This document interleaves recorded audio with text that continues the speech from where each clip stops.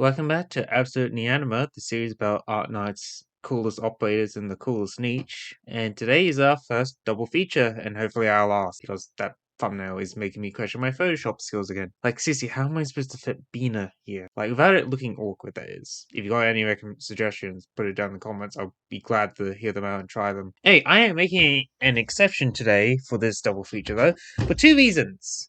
I feel like the subjects of this video are a little less substance than my usuals. Doesn't stop me from trying, but I thought I would, put these two together. And, well, and the second reason is, they are both connected lore-wise, so why not let them share a video? Of course, I am talking about the Dreamcastle duo, Iris and Bina, and I think they're both very interesting to talk about, despite that lack of substance. I mean, one is an interesting take on not only the Sleep CC, but also Mystic Casters, and the other is effectively the test case for their archetype. I think it's going to be a very interesting discussion to just dissect these two. So let's just start with Iris first, because I think she's the one I have the least to say about her. I have only two talking points about Iris, both being focused on the fun design that comes with being a Mystic Caster.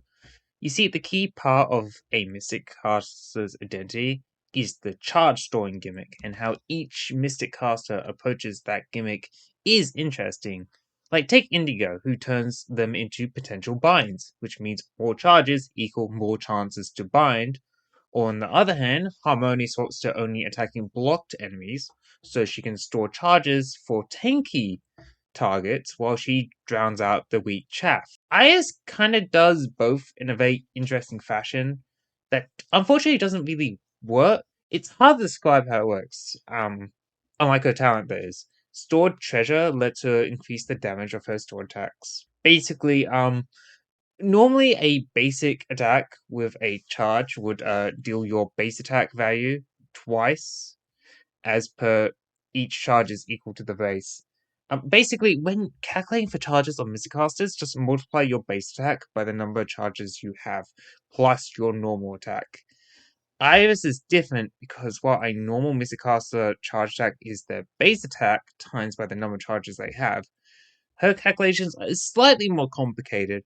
But basically, imagine Iris is doing effectively an extra 90% of her attack if she's at full charges. It's free damage for playing into the identity of a Mysticaster, and she got a good module to help her play into it. I mean, both Mysticaster modules are amazingly designed for the class, which baffles me that Ivanhoe still needed a Delta despite that. But she got the ideal module for her kit. Basically, she gets to store 4 charges instead of the base 3, which means her extra damage cap is now at 120% with the max charges. It's really neat, and I would recommend getting this to mod 2. At most, it's straight up an extra 5% damage, meaning her damage cap is now at 140%, but at mod 3, she only continues to add an extra 3% on top of that, meaning she caps out at 152% on mod 3. Not as a dramatic upgrade, which is why I haven't gotten it, but if you fall in love with Iris like I did, a mod 2 is incredibly worthwhile. I'm going to skip over her S1 since it's the genetic skill for Mystic Casters. Basically, all it does is enable a way to rapid charge, which works, but I think it's not that interesting since in the case of Iris, it's just more damage, which isn't interesting. Her S2, though, is a different case. Dreamland's Cradle is a skill, I think is the best way to put it. Like, okay, well, let me put it like this. So, we all know what Caesar S2 does, right? Like, with the delayed explosions, making it a fun skill with blockers, or an even more fun skill to make work without blockers. It's a neat skill. Stop looking at my unbuilt Caesar. I'm trying to make a point here. So anyway, Iris looked at Caesar's S2 and decided it needed more human rights violations. Like, what she does is sleep 2 enemies in her range for a flat 7 seconds, and upon waking, they explode in an AoE arts explosions. Yes, Iris is saving herself money on nukes by turning the enemies into the nuke. Shit, I can't believe I just said that. Anyway, face shows are actually quite decent, with it being a 270% at skill level 7 and a 300% at M3. paired with the Mystic Caster's high base attack, it hits quite high. I'll throw up numbers now while I talk about things holding it back. Because you see, on paper, this should work well within Sleep Knights by letting it sleep some targets, buy some time to charge up, and then the nuke just cleans them up. And if not, the charges will. It sounds good on paper, but in practice, it's bad because because the skill works best when there's going to be enemies around your slept targets or nukes. But those targets who haven't been slept will be eating up Iris's charges. So yeah, what the fuck? Also, it sucks that not many operators can interact with slept units to begin with. And what makes it worse is that if you kill Iris's targets before they wake up, you lose the AoE nuke. It's rough to use, but it's fun to use at least as well. Like, even if optimizing it is a pain in the ass. Now, I normally would have my conclusion here, but since we got Bina to do next, we can talk about Iris with Bina's conclusion, which means it's time to talk about Sheepy. And I just realized I failed to explain how these two are cinema knights. So let's just do that. Iris is easy because her Japanese name actually sounds like Alice, and considering she's based on the Cheshire Cat, she is inspired by Alice in Wonderland. Bina, on the other hand, keeps the fairy tale motif going by possibly being based on the Golden Fleece fable.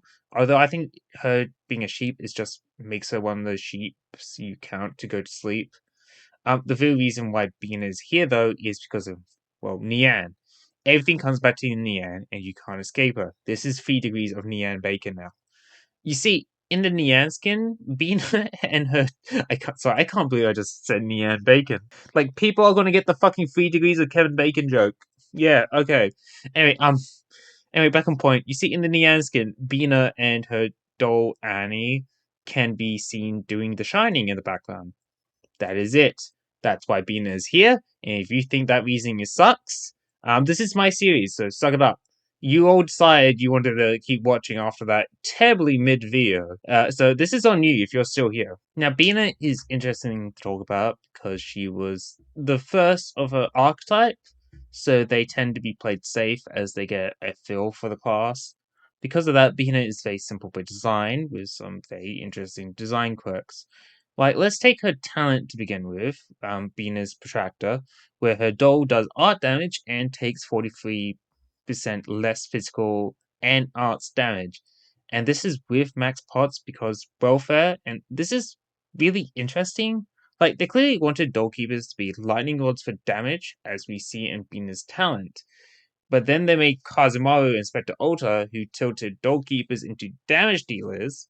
So when we finally got Verdant, who fell back in line with the original philosophy for the class that we see with Bina, everyone thought that he was shit. Also, shout out to Kiara being a persuader doll keeper with her focus on being a self-sustaining lightning rod. But no, I think it's really interesting to see them with Bina, where they tried to do both things, where her skills incentivizes damage, but then her talent gives her survivability on her doll before they decide that both the operator and the substitute needs to be damage dealers.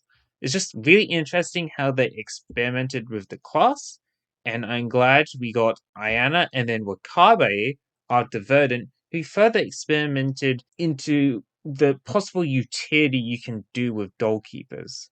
It's just a very unique lineup they got going, and easily one of the most experimental of all the subclasses in the game. Speaking of experimental skills, Bina's skills both experiment with HP loss as a payoff, which is something they did actually continue, which is just to help doll keepers get to the substitute faster, since that's what their talents are focused on. Basically, the skills is what makes the operator good, and then the talents add flavor to the substitutes. Anyway, Bina S1 is fervent trimming, which lets her up her attack and ignore defense at the cost of half of her max HP. At skill level 7, it's an 8% attack boost and ignores 30% of defense, although I would chase the M3 on this for the 35% breakpoint. Yes, the actual breakpoint is at M2, but at that point, just finish the mastery. Anyway, this is the skill I use the most because it's just practical. It gets Bina low enough to help her to get to her doll form without while letting her cut tanky enemies in half. Is percent defense, worse than flat defense? Maybe, but it's still practical and useful. Also, no maths because I'm fucking tired as shit right now.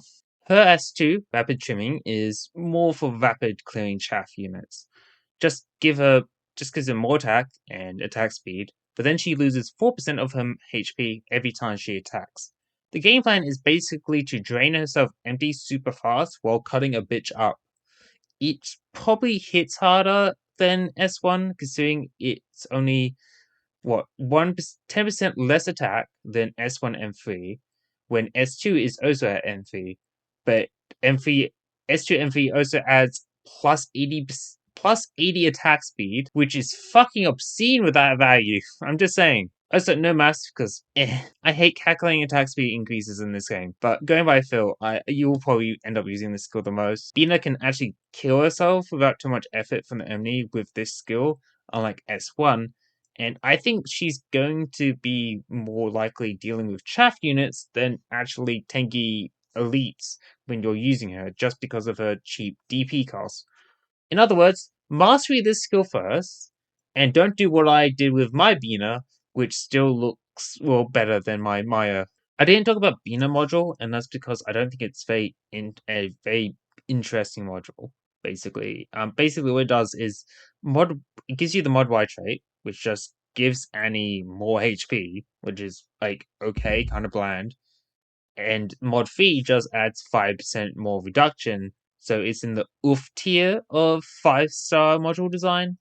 Actually, I would extend that to both Bina and Iris themselves, because on paper they are very interesting. But in practice, they kind of make you go oof. Like sleep is very exciting. Sleep is as exciting as it sounds. And Bina is the progenitor of her class, so she's played incredibly safe and therefore has to be carried on the merits of her class. Yes, those merits are very strong, but we now have other members of the class which have expanded on those merits and are more interesting to talk about because of that. Despite that, though, I think they are both very excellent members of the Cinema Knights niche because they embody what makes Cinema Knights Cinema Knights. Creativity. Iris is a very interesting take on Mystic classes, which uses sleep in a very interesting way, unlike the other members of the class that treat it like a worse stun. And while Bina is very simple, I think for kickstarting a very creative subclass, she gets a pass. I am glad I sat down with these two today because they really reinforce not only my love for them, but also their respective subclasses. And I might talk about those subclasses in future and a bunch of other ones as well. Like, I am mentally preparing myself to do all the Bang Dream operas because they are technically Cinema Knights since, they come from an anime and they are all in very interesting subclasses and doing really interesting things with the tools that subclass has. So I'm very excited to talk about them. Well, maybe not Doll Keepers, because I want to avoid acknowledging Abyss Hunters as much as I can. Like, if I said what I thought about that faction, I'm going to get cancelled. So I'm ending the video here. Bye.